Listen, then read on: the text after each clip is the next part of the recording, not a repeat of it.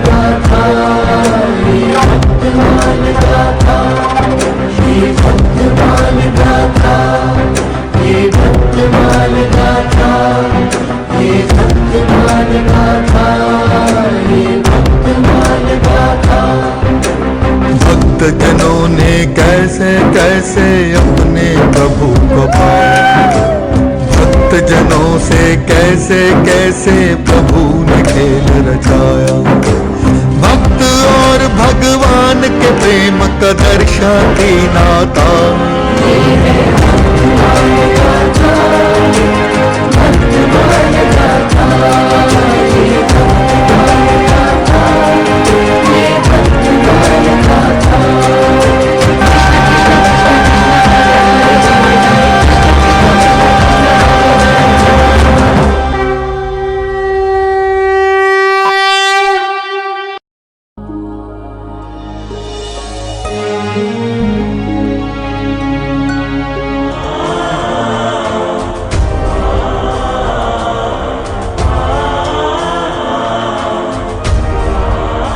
बन गए तुलसीदास भक्त। परंतु यदि साध्य ही बहुत बड़ा हो तो उसे साधने के लिए साधक की पूरी आयु भी छोटी पड़ जाती है।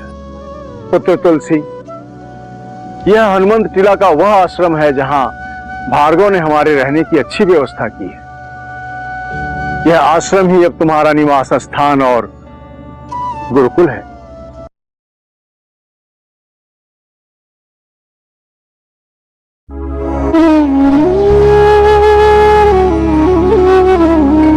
श्री गणेशाय नमः।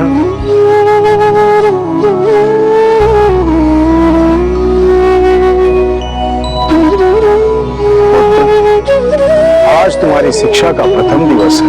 सर्वप्रथम हम वर्णमाला और व्यंजन का अध्ययन करेंगे। तत्पश्चात शिष्य बढ़ाए सर्वथा गुरुवर का सम्मान, गुरु का संरक्षण मिले तो जीवन बने महान। तुलसी सीखे व्याकरण सदा लगा कर ध्यान, मिलने लगा है नित्य ही भांति भांति का ज्ञान। पुत्र, वर्णमाला के पश्चात अब हमें व्याकरण पढ़ना होगा। शब्द और अक्षर का कैसे प्रयोग करना है, इस हेतु हमें अब अष्टाध्यायी का अध्ययन करना होगा। अष्टाध्यायी? हाँ पुत्र, अष्टाध्यायी महर्षि पाणिनि द्वारा 2000 वर्ष पूर्व रचित अत्यंत प्राचीन ग्रंथ है। इस ग्रंथ में शिव सूत्र, 2000 धातु पाठ, 261 गण पाठ, इस प्रकार कुल मिलाकर 4000 व्याकरण सूत्र हैं। मूल शब्द, स्वर, प्रत्यय, द्वितीय, संधि, अगम, लोप, गुणवृद्धि, इस प्रकार के व्याकरण सूत्रों को कंठस्थ करने के पश्चात ही तुम भाषा विज्ञान का अध्ययन करने के योग्य बन जाओगे। ठीक है गुरुदेव, मैं इन सभी सूत्रों को अति शीघ्र कंठस्थ करने का प्रयास करूंगा। तथास्तु। सदाचार के साथ ही शिक्षा मिली विशेष, कर्तव्यों का भी उसे भली भांति है भान। शिष्य बढ़ाए सर्वथा गुरुवर का सम्मान, गुरु का संरक्षण मिले तो जीवन बने महान।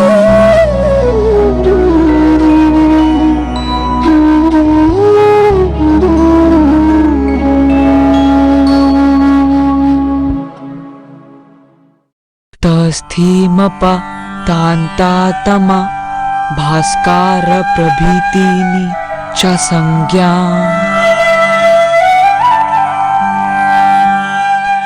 अद्भुत! इस बालक ने तो सभी सूत्रों को कंठस्थ कर लिया है।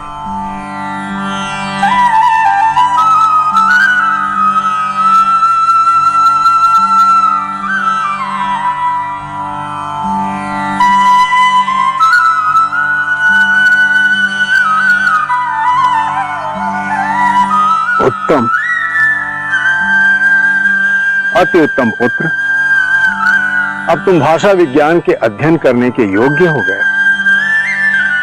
अब हमें महर्षि पतंजलि द्वारा रचित भाषा विज्ञान महाभाष्य का अध्ययन करना होगा।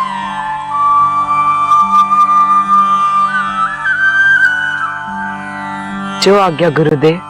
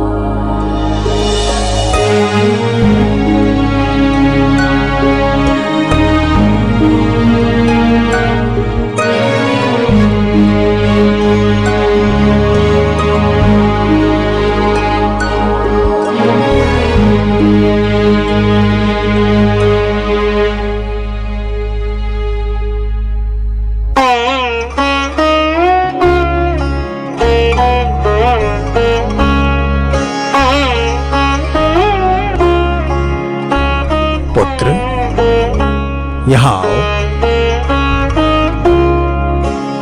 बैठो।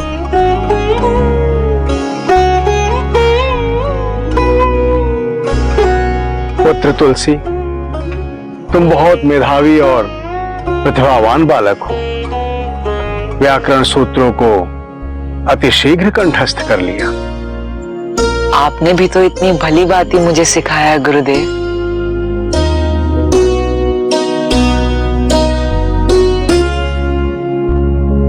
पिछले 10 माह से तुम मेरे साथ हो, परंतु कभी भी अपने बीते हुए जीवन के बारे में कुछ नहीं बताया।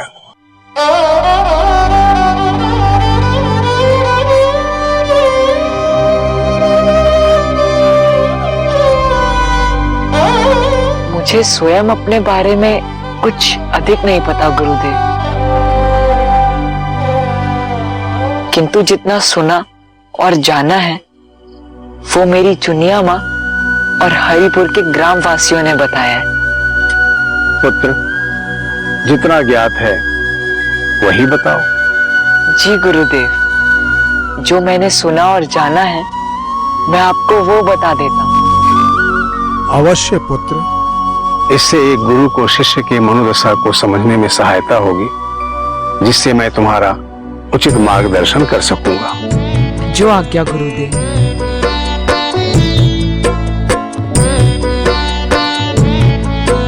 मैं जन्म से अनाथ नहीं था कि जब कहने लगे तुलसी स्वयं की ही कथा, ये एक बालक की करुणा से भरी बेबस व्यथा, कि जिसको जन्म से ही घर पड़ा था त्यागना, अंधेरी रात में चुनिया का लेकर भागना, कि जिसने माँ का अपनी मुख नहीं देखा कभी, चिता की राख को भी देख पाया ना कभी, पिता ने जिसको ठुकराया भागा जान कर, उसे अपनी धर्म पत्नी का हंता मान कर, कि जिसने पाल कर उसको किया इतना बड़ा,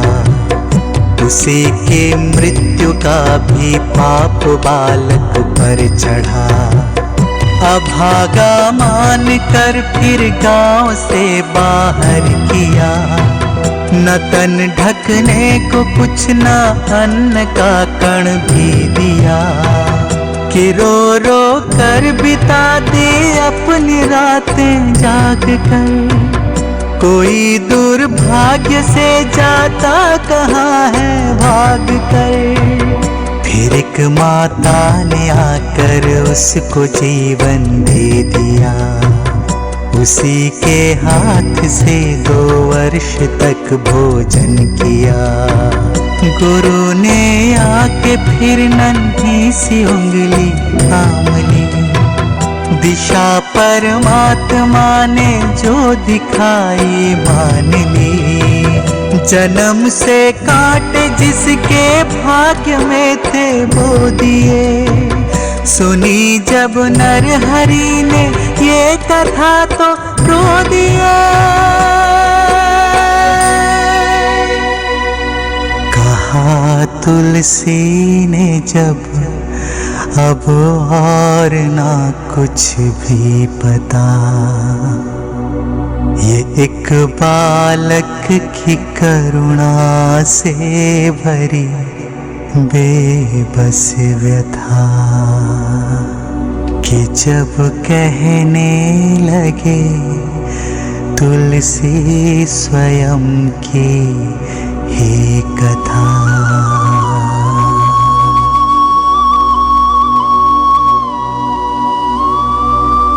पुत्र,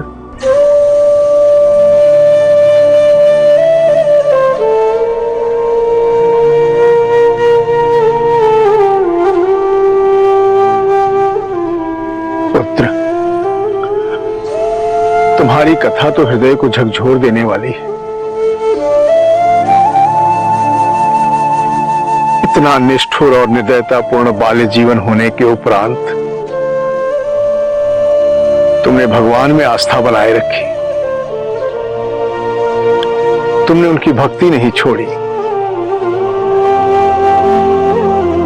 सतत निरंतर राम नाम का जप करते रहे, जिसके परिणाम स्वरूप स्वयं भगवान शिव ने मुझे दर्शन दिया और तुम्हें दीक्षित करने का निर्देश किया।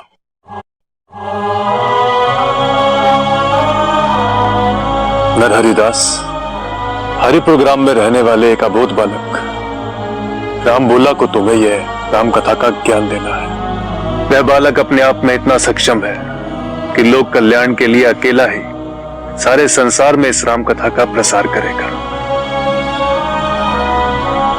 तुम इतने परम सौभाग्यशाली हो कि तुम्हारे कारण मेरे सौभाग्य के द्वार खुल गए।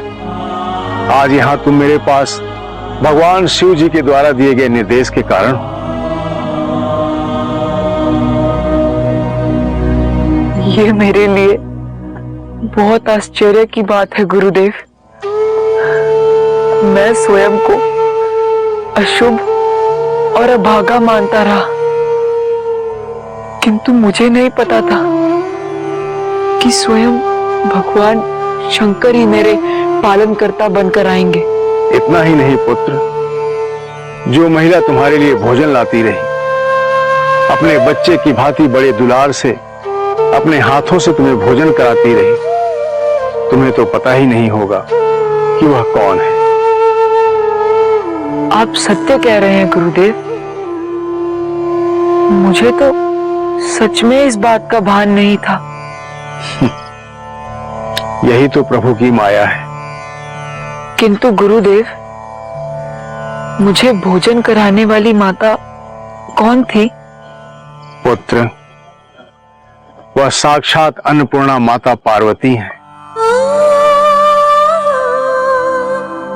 एक और भगवान शिव तुम्हारे भविष्य के निर्माण के लिए पथ बना रहे थे, और दूसरी ओर माता पार्वती स्वयं तुम्हारे लिए भोजन लेकर आती थी, अपने हाथों से तुम्हें भोजन खिलाती रही।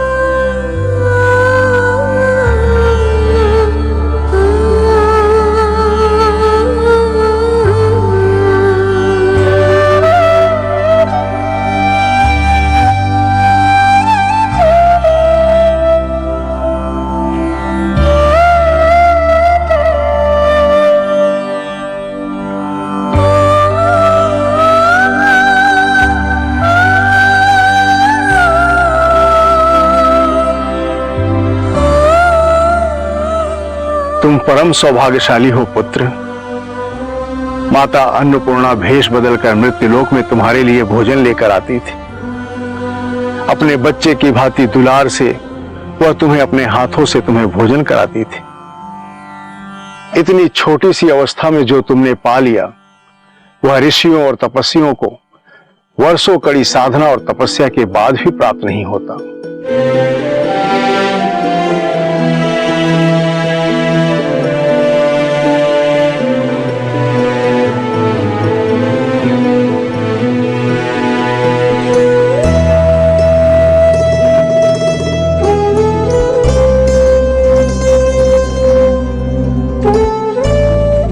हे मां अन्नपूर्णा, आपकी सदा ही जय हो। मुझे बोध बालक के कारण आपको मृत्यु लोक में वेश बदलकर आना पड़ा। उसके लिए मैं आपसे क्षमा मांगता हूँ। मुझे क्षमा कर दीजिए माता।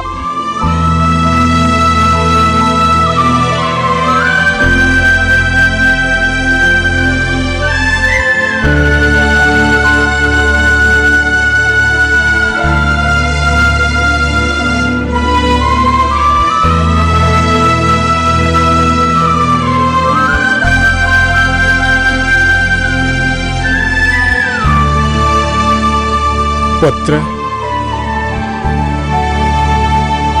गुरुदेव, मैं तो सचमुच बहुत सौभाग्यशाली हूँ। स्वयं शंकर भगवान और माता पार्वती ने मुझे माता पिता बनकर पाला है। भला मुझसे सौभाग्यशाली और कौन हो सकता है?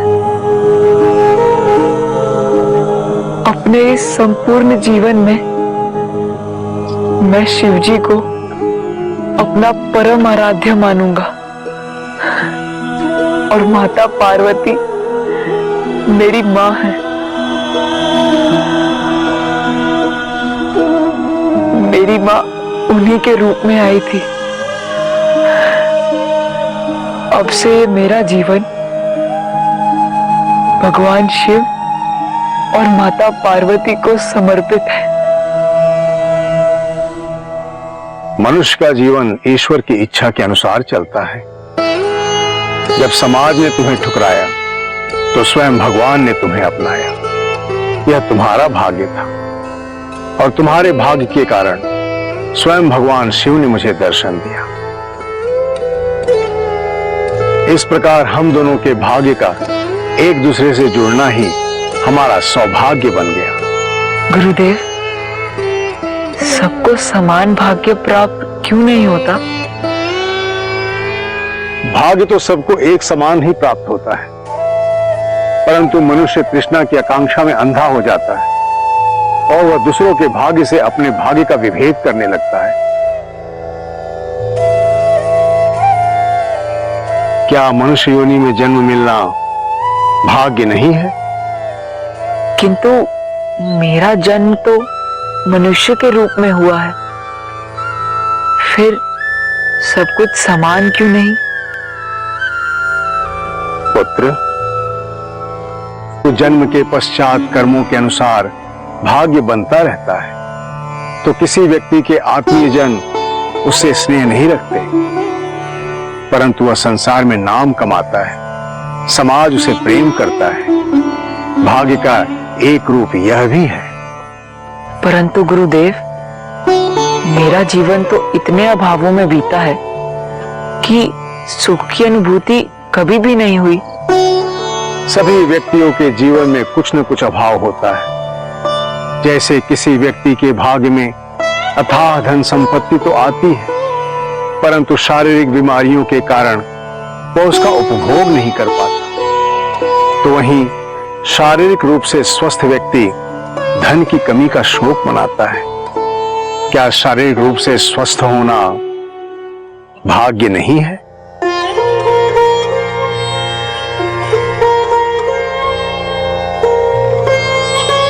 मैं आपका कथन समझने का प्रयास कर रहा हूं गुरुदेव।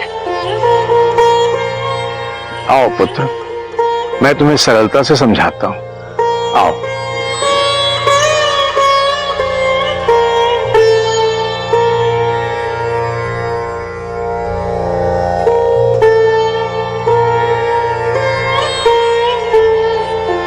वास्तव में सौभाग्य, प्रेम, धन, यश किसी न किसी रूप में सबके पास होता है। ईश्वर सभी को योग्यता और कर्मों के अनुसार भाग्य प्रदान करता है। मनुष्य अपने हिस्से में आए हुए भाग्य को ईश्वर का प्रसाद समझकर ग्रहण करे और उसी में संतुष्ट रहे। यही जीवन है, संतोषम परम सुखम, अर्थात संतोष ही परम सुख है। गुरुदेव, आपकी ये शिक्षा मैं सदैव याद रखूंगा और इच्छा की पूर्ति के लिए नहीं, अपितु संतोष के साथ जीवन का निर्वाह करूंगा। पुत्र, कल्पवास का समय आ गया है। कल्पवास में मनुष्य का आध्यात्मिक विकास होता है।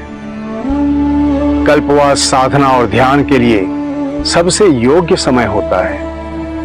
कल्पवास मोक्षदायिनी कठिन साधना है।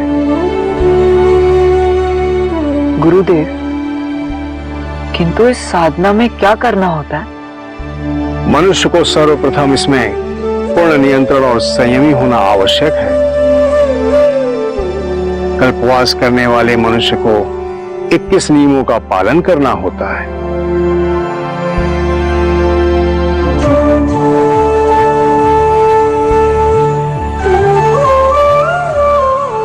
किंतु 21 नियम तो बहुत अधिक है गुरुदेव। हाँ पुत्र, किंतु इन्हीं 21 नियमों के पालन करने से मनुष्य का जीवन बदल जाता है।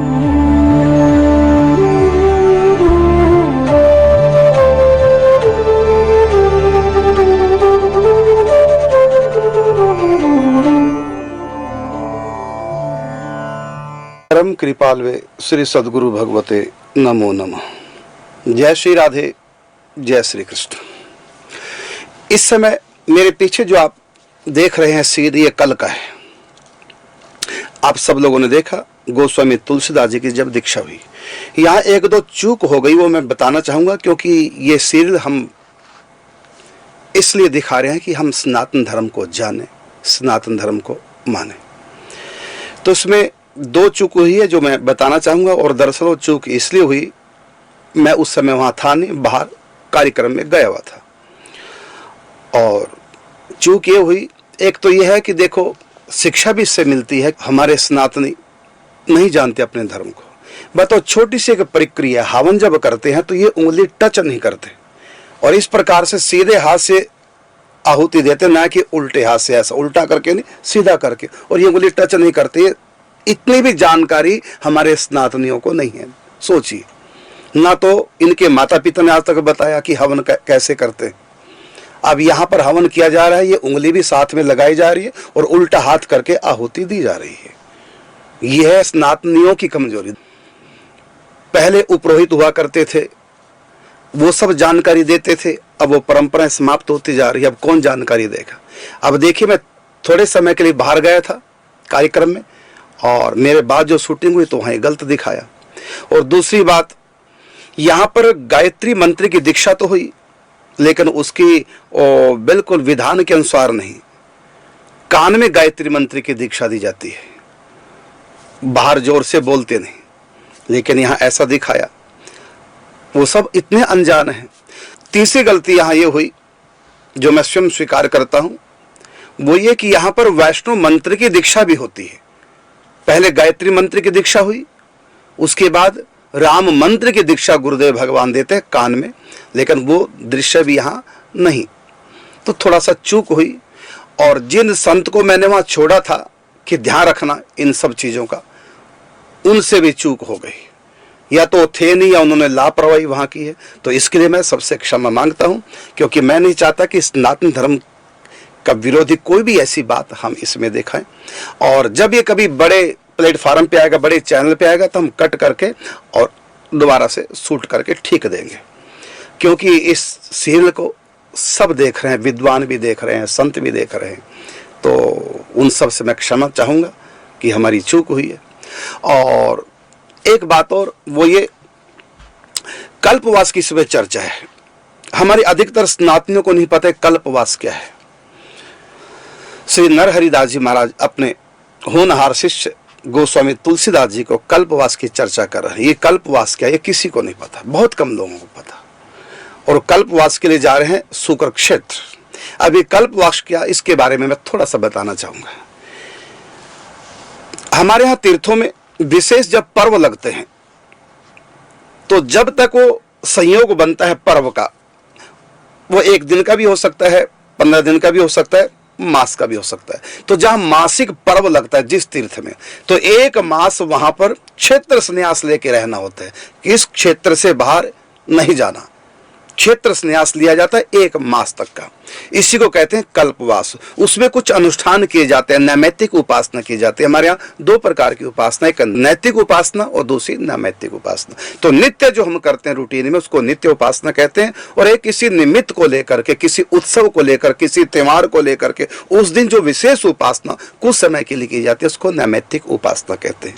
तो कल्पवास में जैसे प्रयागराज में भी 1 मास का मकर संक्रांति को वहां पर होता है, 1 मास का माघ मास, तो उसको भी कहते हैं कल्पवास। 1 महीना संत महापुरुष सदगृहस्थ वहां रहते हैं और बड़े नियमों का पालन करते हैं। इसी प्रकार सौरों क्षेत्र, शुक्र क्षेत्र, जहां पर सरजू घाघरा का संगम है, तो वहां पर पर्व पड़ा 1 मास का। तो गोस्वामी तुलसीदास जी को लेकर के श्री सदगुरुदेव भगवान श्री नरहरिदास जी ले गए कल्पवास के लिए और उनको 21 नियम बताए वहां के कल्पवास के। फिर उन नियमों का 1 मास अनुष्ठान किया। इससे ऊर्जा आती है, क्योंकि हम कुछ ऐसे नियम हैं जो हमेशा के लिए नहीं निभा सकते। जैसे गृहस्थ हैं तो वहां पर ब्रह्मचर्य का पालन किया जाता है तीर्थ में, तो ऐसी स्थिति में सदा के लिए कोई गृहस्थी कैसे ब्रह्मचर्य का पालन करेगा। तो 1 मास के लिए 1 नियम है। तो इसी प्रकार बहुत से ऐसे नियम है जो हम हमेशा नहीं निभा सकते। विशेष पर्वों पर, विशेष उत्सवों पर वो नियम स्पेशल निभाए जाते हैं, तो उसको बोलते हैं नैमित्तिक उपासना। जैसे नवरात्रि आगे 9 दिन के लिए ब्रह्मचर्य का पालन करते हुए मातेश्वरी की आराधना करेंगे। इसी प्रकार शिवरात्रि है और त्योहार है, और कई ऐसे भी हमारे त्योहार है जो कई दिन लगातार चलते हैं। जैसे उत्सव है माघ मास का, और इसी प्रकार काशी में है, इसी प्रकार हरिद्वार में कुंभ का अवसर है तो वहां भी कल्पवास लेते हैं 1 मास का, 2 मास का, और क्षेत्र संन्यास लेकर के विशेष साधना करते हैं। यही है हमारा कल्पवास जो किया जाता है। तो ये आपने सुना, लेकिन समझा नहीं कल्पवास क्या है, ये मैंने आपको बताया। मैं एक बात और कहना चाहूंगा कि कोई भी प्रश्न आपको करना है भक्तमाला गाथा धारावाहिक के संबंध में, कोई भी आपको प्रश्न करना है तो चरण छाया YouTube चैनल है। मैं प्रतिदिन लगभग 8:45 बजे रात्रि चरण छाया पे लाइव आता हूं। आप वहां अपना प्रश्न रखें, तो आप प्रश्न करेंगे चरण छाया YouTube चैनल पर प्रतिदिन रात्रि 8:45 बजे मैं वहां पर लाइव आपको मिलूंगा। जय श्री राधे, जय श्री कृष्ण। गुरु शिष्य ने शुरू किया शुक्र क्षेत्र प्रवास, आगे आगे गुरु चले, पीछे तुलसी